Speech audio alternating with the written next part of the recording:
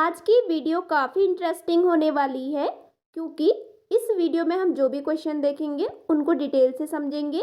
आप लोग वीडियो को लाइक करें, वीडियो को पूरी देखिएगा और चैनल पे नए होंगे तो चैनल को ज़रूर सब्सक्राइब करें। स्टार्ट करते हैं। पहला क्वेश्चन, राजस्थान में नकोड़ा जी का मंदिर किसका प्रसिद्ध मंदिर है? तो इसका सही आंसर है ऑप्शन सी, पार्श्वनाथ। पार्श्वनाथ जैन धर्म के 23वें तीर्थकर थे। नकोड़ा जी का प्रसिद्ध मंदिर उन्हीं के लिए समर्पित है। अगला प्रश्न है, कात्यायन सूत्र की पृष्ठभूमि क्या है? तो इसका सही आंसर है ऑप्शन ए, वैदिक यज्ञ के नियम। कात्यायन ने वैदिक काल में यज्ञ के नियमों के लिए कात्यायन सूत्र लिखा। अगला प्रश्न है, कालिदास के दो नाटक कौन से हैं? तो उसका सही आंसर है ऑप्शन बी, कुमार संभव और रघुवंशम। कालिदास प्राचीन भारत के संस्कृत के कवि थे। उन्होंने अभिज्ञान शाकुंतलम, कुमार संभव, रघुवंशम, ऋतु संहार जैसे प्रसिद्ध नाटकों की रचना की थी। अगला प्रश्न है, सेन वंश का प्रथम शक्तिशाली सम्राट कौन था? तो इसका सही आंसर है ऑप्शन सी, सामंत सेन। सेन वंश बंगाल का एक वंश था। इसकी स्थापना राढ़ में की गई थी। सामंत सेन इस वंश का सबसे शक्तिशाली राजा था। अगला प्रश्न है, पाल वंश का संस्थापक कौन था? तो पाल वंश का संस्थापक था गोपाल। इसका सही आंसर है ऑप्शन ए, बंगाल के पाल वंश का संस्थापक गोपाल था, जिसने 750 से 770 ईस्वी तक राज्य किया था। अगला प्रश्न है, तमिल साहित्य का पिता किसे कहा जाता है? तो तमिल साहित्य का पिता कहा जाता है अगस्त्य को। इसका सही आंसर है ऑप्शन बी।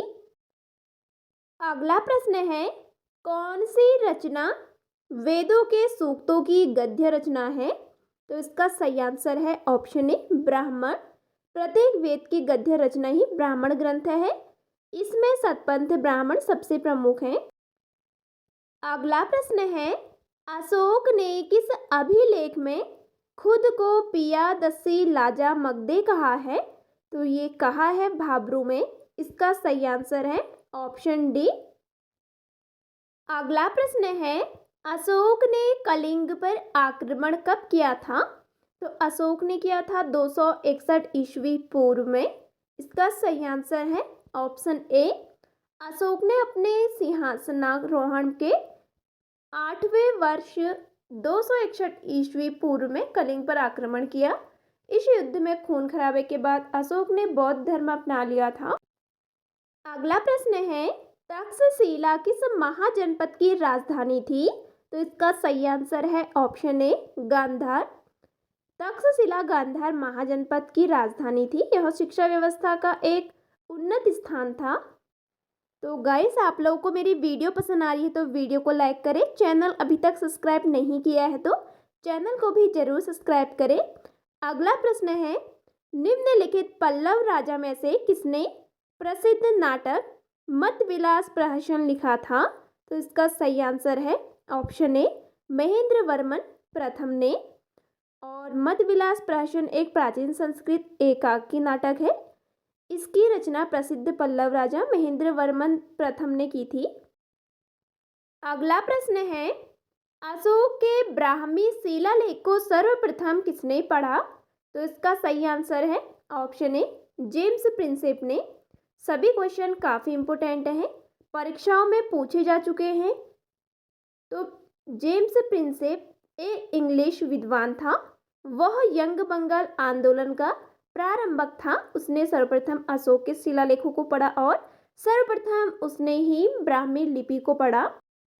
अगला प्रश्न है, सातवाहन वंश के किस राजा ने गाथा सप्तशती की रचना की थी? तो इसका सही आंसर है ऑप्शन ए, राजा हाल ने। राजा हाल सातवाहन वंश का एक विद्वान राजा था।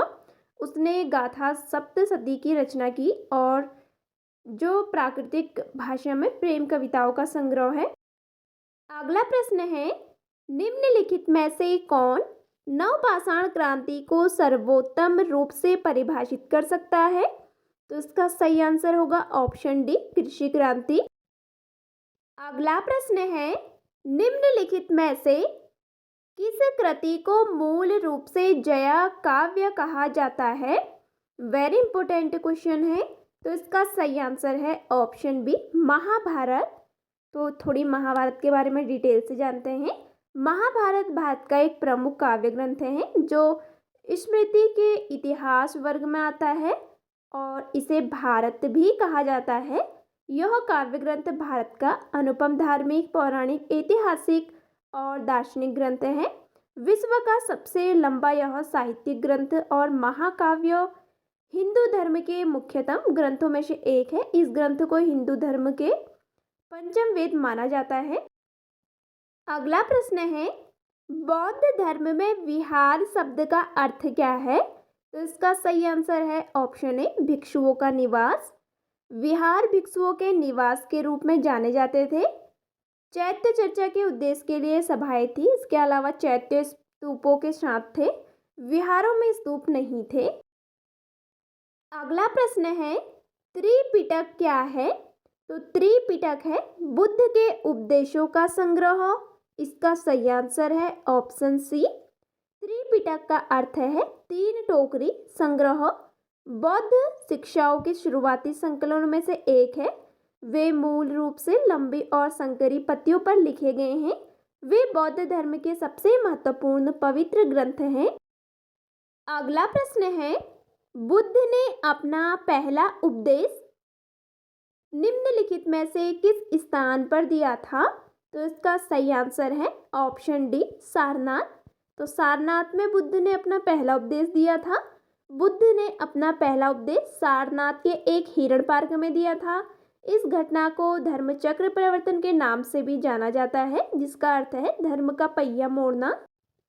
अगला प्रश्न है, बिंबिसार ने कितने वर्षों तक शासन किया? तो इसका सही आंसर है ऑप्शन डी, 52।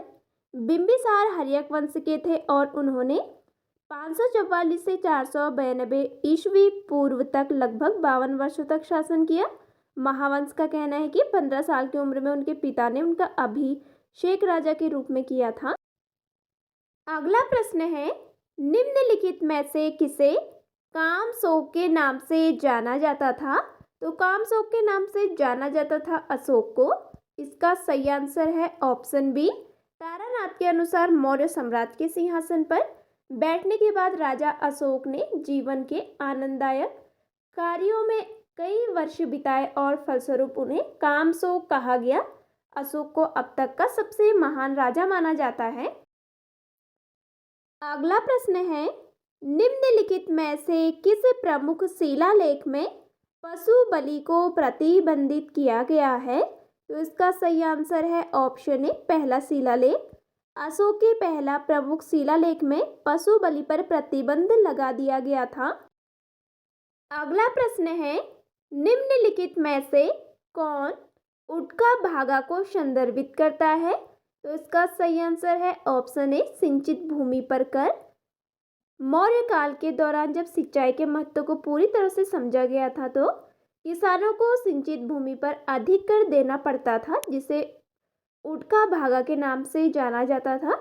यह पानी की दर को संदर्भित करता है और आमतौर पर उपज के 1/5 हिस्से से 1/3 हिस्से पर लगाया जाता था। अगला प्रश्न है, मौर्योत्तर काल में निम्नलिखित में से कौन सा सटक के निर्माण का एक महान केंद्र था? तो इसका सही आंसर है ऑप्शन बी, मथुरा। मौर्योत्तर काल में कपड़ा बनाने, रेशम की बुनाई और विलासिता की वस्तुओं के निर्माण की तकनीकों का विकास हुआ। मथुरा एक विशेष प्रकार के कपड़े के निर्माण का एक बड़ा केंद्र था, जिसे सटक कहा जाता था। अगला प्रश्न है, निम्नलिखित में से किसे उज्जैनी क्षत्रप का संस्थापक माना जाता है? इसका सही आंसर है ऑप्शन बी, कास्टाना। उज्जैनी क्षत्रप का संस्थापक कास्टाना या सास्ताना या चस्ताना माना जाता है।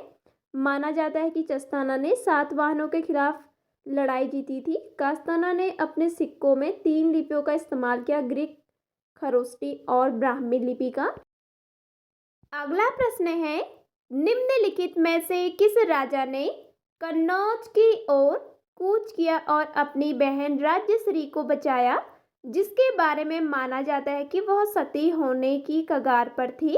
तो इसका सही आंसर है ऑप्शन सी, हर्षवर्धन। हर्षवर्धन जब गद्दी पर बैठा तब वह अपनी 16 वर्ष का था। हर्षवर्धन ने अपनी बहन राज्यश्री की जान बचाई थी। अगला प्रश्न है, निम्नलिखित में से किस राजा ने कश्मीर के राजा के साथ युद्ध किया था? तो इसका सही आंसर है ऑप्शन ए, महेंद्रपाल। महेंद्रपाल के शासनकाल के दौरान गुर्जर प्रतिहार साम्राज्य पश्चिम में सिंध की सीमा तक, पूर्व में बंगाल तक, उत्तर में हिमालय तक और दक्षिण में नर्मदा तक पहुंच गया। उसने कश्मीर के राजा के साथ एक लड़ाई भी लड़ी। अगला प्रश्न है, निम्नलिखित में से कौन पाल वंश के शासक गोपाल का उत्तराधिकारी बना? तो इसका सही आंसर है ऑप्शन ए, धर्मपाल। गोपाल का उत्तराधिकारी उसका पुत्र धर्मपाल हुआ। उन्होंने लगभग 40 वर्षों तक शासन किया। उन्होंने अपने जीवन काल में बहुत कुछ हासिल किया। धर्मपाल ने विदेशी अभियान भी चलाया। अगला प्रश्न है, निम्नलिखित में से कौन राष्ट्रकूटों की राजधानी थी? तो राष्ट्रकूटों की राजधानी थी मान्यखेल। इसका सही आंसर है ऑप्शन ए। राष्ट्रकूटों को चालुक्यों का सामंत माना जाता है। उनकी राजधानी शोलापुर के पास मान्यखेत या मलगेड़ थी। उन्होंने उत्तर और दक्षिण दोनों में शानदार सैन्य सफलताएं हासिल की। अगला प्रश्न है, निम्नलिखित में से कौन सा चालुक्य राजा मंगलेश का उत्तराधिकारी बना? तो इसका सही आंसर है ऑप्शन बी, पुलकेशन द्वितीय। पुलकेशन द्वितीय ने मंगलेश का स्थान लिया। वह चालुक्य वंश का सबसे शक्तिशाली और प्रसिद्ध राजा था। उन्होंने कई सैन्य सफलताएं हासिल की। पुलकेशन द्वितीय कीर्तिवर्मन प्रथम का पुत्र था।